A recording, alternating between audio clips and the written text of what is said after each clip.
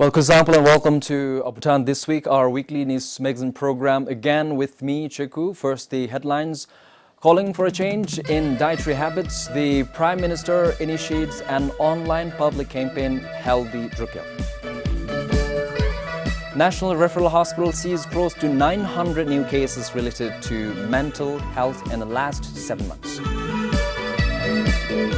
And airlines lose millions amid the pandemic. Now, the details.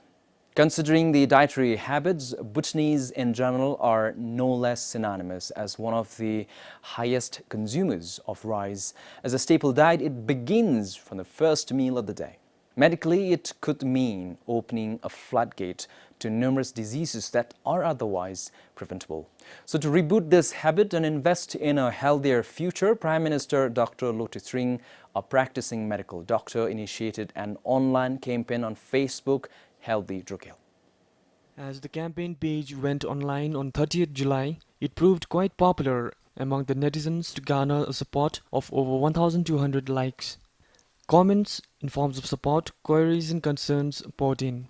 A note to the start of the campaign, the Prime Minister wrote, "Time calls for a change in habit." Dr. Lotisring suggests of including other regional staples produced in the country for the day's 3 meals. During one of the Meet the Press sessions in April this year, the Prime Minister reminded how a healthy diet practice would translate to economic benefits. 이게 내가 좀 food habits change하고 같이 주는 마치 가르기 두포 지자음지 또사 두포 제미디 라이스 메마 또 메마 제미지 사와지 가디로가 캡소 두시는 캡소지까지 두서진 계약합루 빼저기 돈담디 뉴스지 폰이메 이코노믹 임팩트 레스존이메 랑기 주캄 튀딘디 딩디베 되니메 세 린수베 되니메 니지 뉴스베 되니메 또 메미기 제니 라이스 서브스티튜트 레셔유다 주칸 디핀 Moreover, amid the coronavirus pandemic, the Prime Minister wrote, the country is exposed to the reality of rice import and the economic around it. It offsets little revenue Bhutan generates. And so, there are reasons to revisit the dietary habits, be it health or the country's economy. As part of the campaign, the Prime Minister's office will come up with series of activities to keep everyone engaged on diet and nutrition. One such would be bringing in experts to speak on diet and nutrition and promoting it on an institutional level. According to the World Health Organization, 5 servings of different fruits and vegetables a day make up a healthy food. But according to the National Survey for Non-Communicable Diseases 2014, over 65% of the Bhutanese lack the daily nutrients. Iron basically comes from dark green vegetables and fruits and all these kind of things, but because of our poor dietary diversity, anemia is still a problem in Bhutan. And on the other hand, our diet is mainly composed of rice, so because of which obesity and overweight is on the rise in Bhutan. If this continues, then we get hypertension, high blood pressure and diabetes, and we also have risk of other NCDs.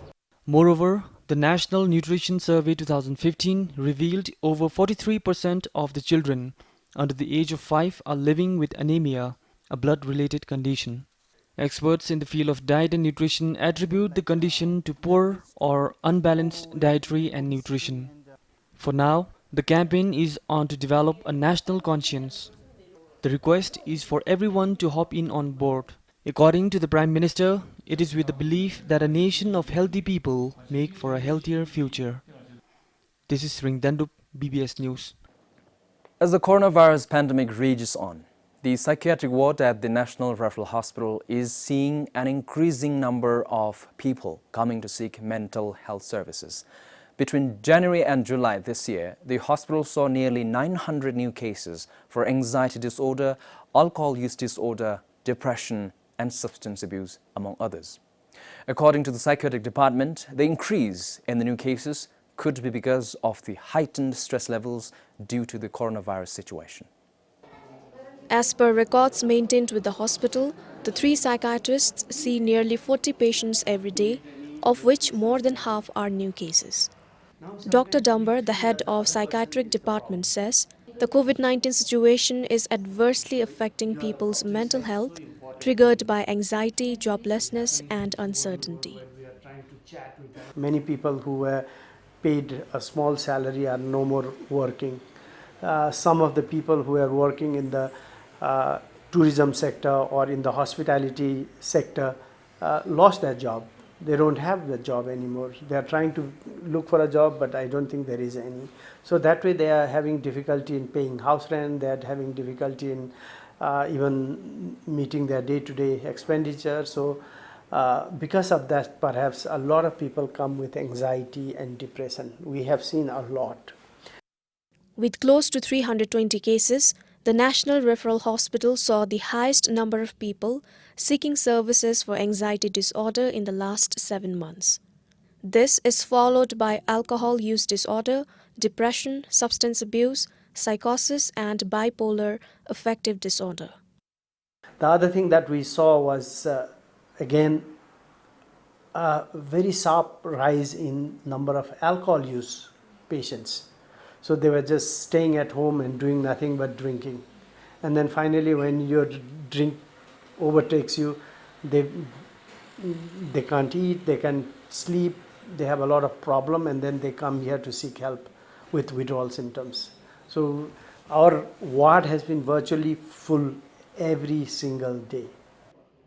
Dr. Dumber added, with patients not following the appointment system, it has put pressure on the psychiatrists in the hospital in providing better services. They just drop in, or they are referred by another specialty. So when they come, we don't ask them to say, okay, you come tomorrow or day after. So we try to provide services as soon as possible.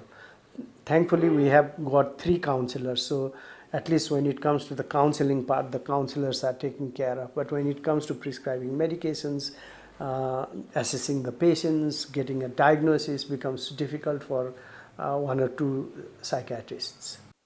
Similarly, according to the records maintained with the COVID-19 National Mental Health Response Team in the Health Ministry, since March, more than 500 individuals availed themselves of the ministry's phone counseling service. Sunampem for BBS News.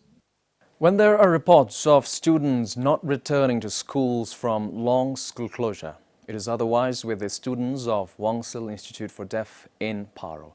They wished to go back to school sooner as their houses were not as joyful as schools. Lack of communication in society with not many understanding sign language, even among their family members, is one of the reasons.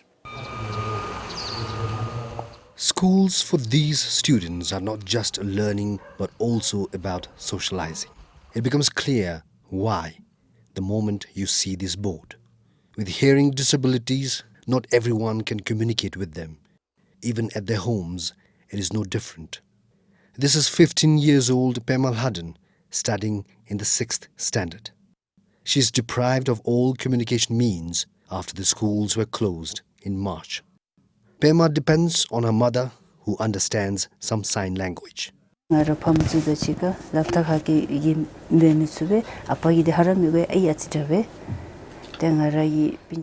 of the time I remain lonely. I can only communicate through my mother. My father is worse, he doesn't know any sign languages. I get bored and I can't play also. I also get to mingle with friends and chat with them in school. At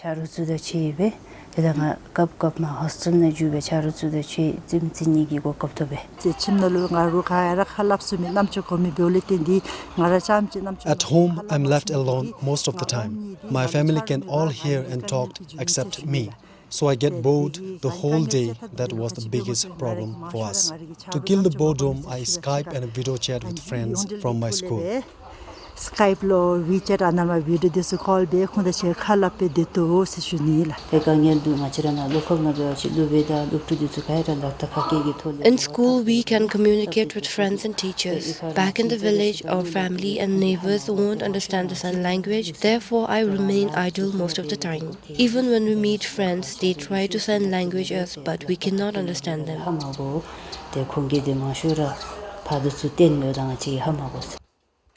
To help these children, their parents and siblings were also taught basic sign language every Friday.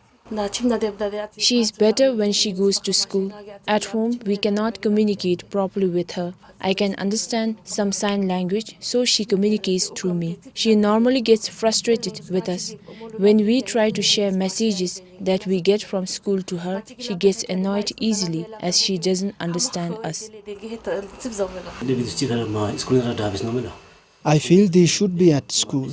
They get to learn and interact with teachers. It is very difficult to communicate. We don't understand anything. Earlier, when the school was open, she even used to teach us. Wangsil Institute, which was established in 2003, has about 100 students. Today, 14 students are back after the schools reopened last month. We are comfortable when it comes to facilities here, even if we call back all the students. Since we have a maximum of only 10 students in a classroom, maintaining social distance is not an issue. Similarly, we have wash basins and other facilities enough for all students in the school.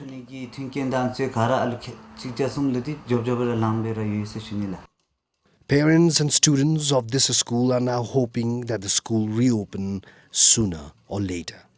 For Namge Wangchuk in Paro, this is Tanden Finso for BBS News. Digital transaction is continuing to pick pace in the country. Between January and June this year, the Royal Monetary Authority recorded domestic retail payment transaction amounting to almost 81 billion yutam. This also translated to a sharp increase in the monthly transaction average. From 3.1 million transactions in 2019, the average monthly transactions increased to 4.9 million this year. Mobile and internet banking saw a significant increase in the first half of 2020 as compared to the same period last year. From transactions worth close to 34 billion yutam in 2019, it increased to almost 58 billion yutam. Similarly, transactions through mobile wallets and global interchange for financial transaction or gift system also saw an increase in the volume of transactions since March 2020. On the other hand, the central bank observed a considerable decline in cash withdrawal using ATM cards this year. From an average growth of 12.55%, it dropped to negative 2.74%. The central bank attributes the gaining popularity of digital transaction and the drop in cash withdrawal from ATM cards to the coronavirus pandemic and the digital initiatives the banks and the central bank have undertaken.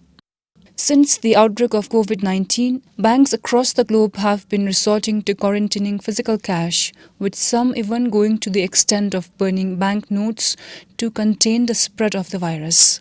Even the World Health Organization is encouraging the use of contactless payments amid the pandemic. Pupkm for BBS News. With coronavirus outbreak continuing to spread across the world, the aviation industry in the country is jolted. The plunge in travel and increase in cancellation refunds drove both Bhutan Airlines and Druk Air's losses to millions.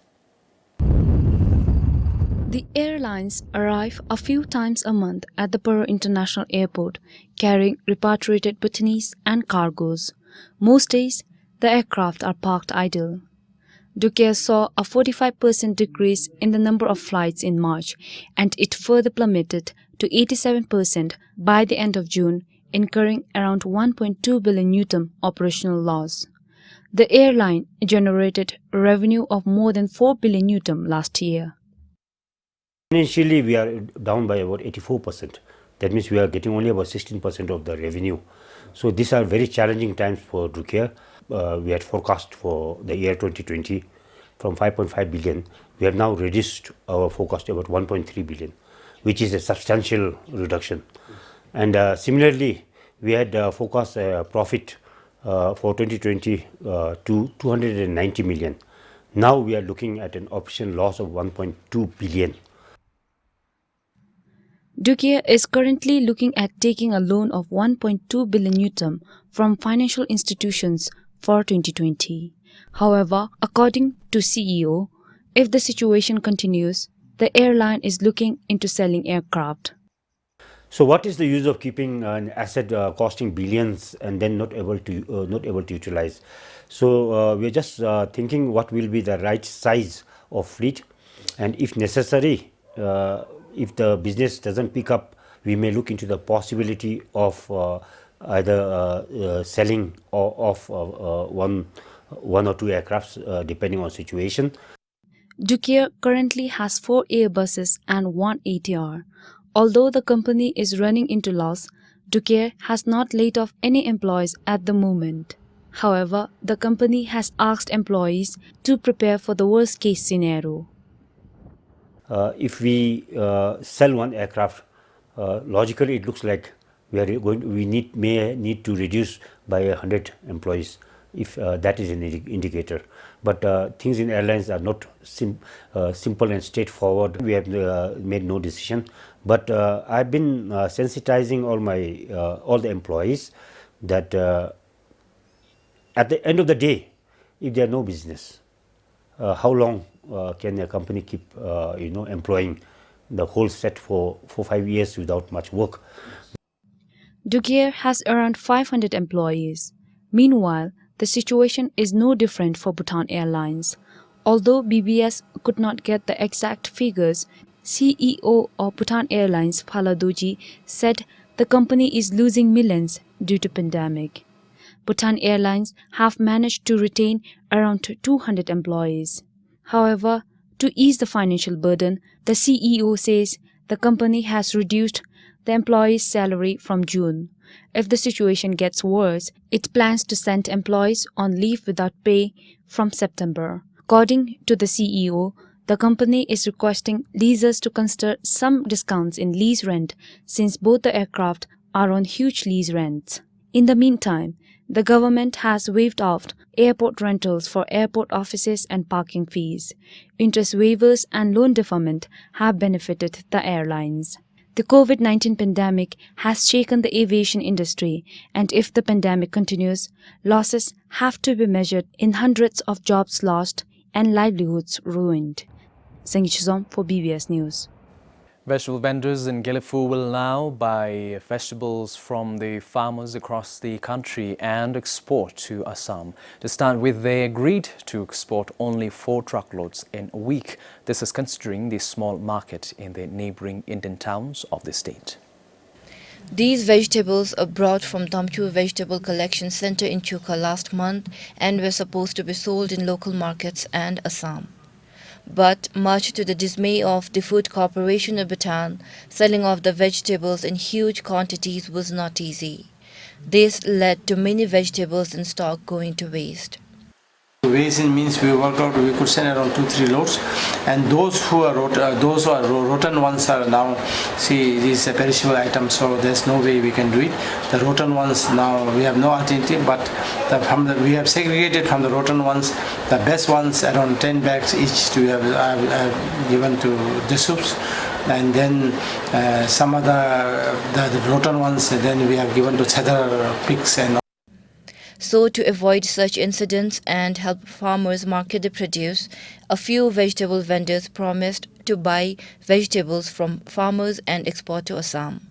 The FCB will bring the farm produce from other Dzongkhoks to Gilifu and supply to the exporters. This was concluded during a consultative meeting with the district multi-task force held recently. Our market is the neighboring border town of Assam. We cannot market in huge quantity because places like Shillong have similar climatic conditions and produce enough vegetables around the same time. We have been able to sell so far because our vegetables are of better quality, and this year we are looking at increasing the export quantity. Of course, we can only take around 4 truckloads of potatoes, 70 bags of cabbage, 30 bags of carrot and beetroots. At the same time, to encourage Bhutanese to buy local farm products, the district administration also urged vendors to sell vegetables at a reasonable price. For Karma Wangde in Gilifu, Kiladem, BBS News. Over 48 million yutum is with the National Pension and Provident Fund as unclaimed provident fund of government employees. As per the annual audit report 2019, the money remained unclaimed for many years now. So it is reflected as the company's unresolved irregularities amounting to more than 54 million yutum. The amount was revealed as part of a compliance audit the Royal Audit Authority conducted for the National Pension and Provident Fund (NPPF). It covered the period from 1st July 2015 to 30th July 2018. Although the number of people who did not claim their provident fund is not known, the RAA found that the beneficiaries had either expired, did not possess the required documents for releasing the payments, or were untraceable. Do you have taken any actions from your side, or was it lying for years like this? So when we inquired and asked for evidences, we found that at that point of time when we were auditing, they do not have anything to prove saying that they have initiated some actions. For that matter, they have reminded all, they have followed up with the evidences showing following up with the beneficiaries, informing them you have this many unclaimed government employee funds in our account. He added, even if the amount is still with the agency, it is their responsibility to follow up on finding beneficiaries and provide services. So this, in essence, is not that is not irregularities, but we are reminding them they have this amount in their books of accounts, but then just because they are not able to trace people, they are not able to pay this. So this is not actually a huge irregularities thing, but since it has remained unresolved during that reporting period when we were developing and finalizing AR, so we have included in the irregularities, so unresolved irregularities. In its response submitted to the RAA in December last year, the NPPF stated that they pursued the matter aggressively for 6 months. Its studies found that many members had absconded, died, or moved to another agency and were issued new Provident Fund number. More importantly, unavailability of citizenship identity card information is the main challenge the company is facing in disbursing the unclaimed fund. According to the NPPF, the matter was discussed during one of its board meetings for further course of action. In addition, it will be deliberated in the Public Accounts Committee meeting of the Parliament. Samtan Dolkar, PBS News. Globally, approximately 150 rangers lose their lives in the line of duty each year, protecting wildlife and national parks. And the World Rangers Day, which is observed on 31st July, honors these rangers along with those serving on the front line of conservation. As Bhutan joined the global community in observing the day, we take a look at some of the challenges Bhutanese rangers face while on duty. It is only during days like today that these rangers get together smartly dressed to celebrate an occasion. Otherwise, these men and women are mostly on patrol in the dense jungles, along the rivers and the border.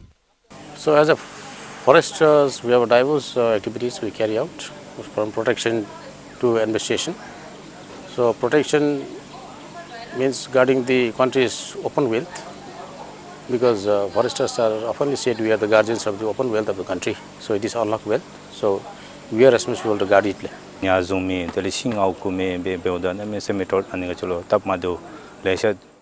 all the illegal fishermen and loggers, it is very challenging. Sometimes these people would not listen and look to retaliate. They will be carrying weapons like bow and arrow. Along the border, it is also inconvenient to arrest non-Bhutanese. We never know what will happen to us.